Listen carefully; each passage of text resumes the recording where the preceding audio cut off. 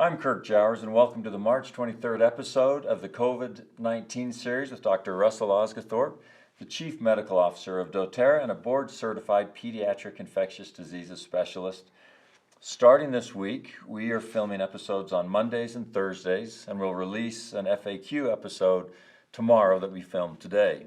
Great. So, here is your COVID-19 update for March 23rd.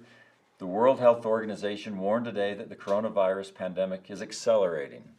You've been warning us of this since we started on March 13, but to give you some numbers on that, it took 67 days from the first reported case to reach the first 100,000 cases, 11 days for the second 100,000, and just 4 days for the third 100,000. More than 750 million of India's more than 1.3 billion people are under lockdown as the second most populous country in the world tries to avoid an outbreak. Yeah, that's remarkable, isn't it? That is remarkable. New York has become the epicenter of the U.S. crisis. Yep. Nearly half of the over 40,000 confirmed infections in the U.S. are in New York. Yep. And with several countries announcing that they will not send athletes and many more countries asking for the 2020 Tokyo Olympic Games to be postponed, at the moment it appears very likely that the Olympic Games will be postponed. We have an IOC member who has said that it will be, but the official announcement has not been made at the time of this filming. Correct. Let's look at this graphic from the World Health Organization. As we do each day, there are now 332,935 confirmed cases, 14,510 deaths, and 189 countries with cases. Rapidly evolving picture, as always. Russ, I have two questions today, perhaps a little more involved, and that's why we're going to keep it a little more concise. First, is it true that ibuprofen may make COVID-19 worse? No. The answer to that question is no. I would like to explain a little bit, though, if I can. Please, yeah. So there were some reports that have been circulated widely, both in academic circles and on social media, about non-steroidal anti-inflammatory drugs like ibuprofen potentially making you more susceptible to the disease or giving you a worse outcome with the disease, COVID-19.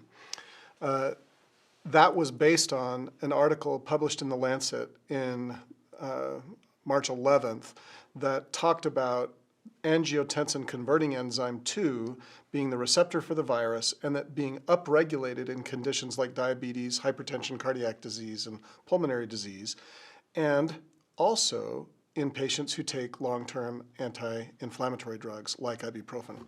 And it was postulated that that could be a potential risk factor for worse disease.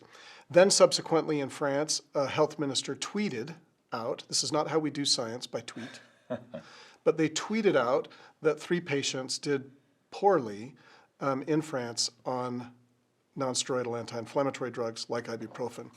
And that then spawned a whole bunch of discussion on social media and in academic circles. And since that time, both the World Health Organization and the CDC and scientists across the world have essentially debunked this.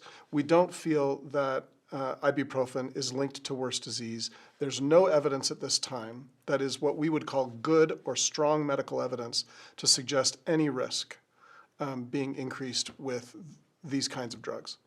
My second and final question today is, I've been reviewing a lot of articles about mental health and loneliness over the weekend. Mm-hmm. 15... As we've all kind of hunkered down. As we've all hunkered down and we're doing what we're supposed to do and stay at home and all of these things. And yet I'm also reading that 1 day of true loneliness can be the equivalent of smoking 15 cigarettes, and we won't get into the medical science on that because that's not part of this show, but we know it's damaging to people. So with that in mind, I don't love the term social distancing anymore. Yeah. Is there a better term? What do you think about all of that? I've read some of the same stuff, and I agree with you. I think that social distancing has been a term that we've used, and it's in all of our lexicons right now. Right. It's everywhere. But I believe that we are social animals. We need one another. Right. Human beings need social contact, and so I think a better, more descriptive term for what we need to slow the virus transmission is physical distancing. Right. We want to stay further apart from one another, but we don't want to disconnect from each other. We need to find different ways of connecting and supporting one another through difficult times. And that can be done. I've done it online with family members, over the phone with people that are in my sphere of influence, and it has been much more effective than I originally had thought. Right. Meetings at work are now happening more frequently online than they ever did before, and we can still be very productive and we can still laugh and socially communicate with one another. So to stop viral transmission, what we need is physical distance, not necessarily social separation. Right. We need to still connect with each other, but we just don't do it physically. Right. And we need to find other ways of connecting with one another to fill that need that is a real human need. Right.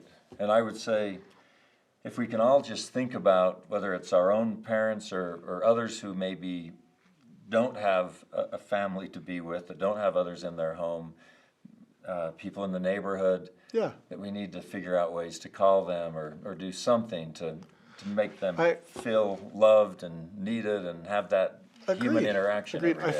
I found a fun little Twitter video that was in my feed of a young man who watched on the rooftop of a building a young woman a couple buildings away dancing, maybe making a TikTok video or something.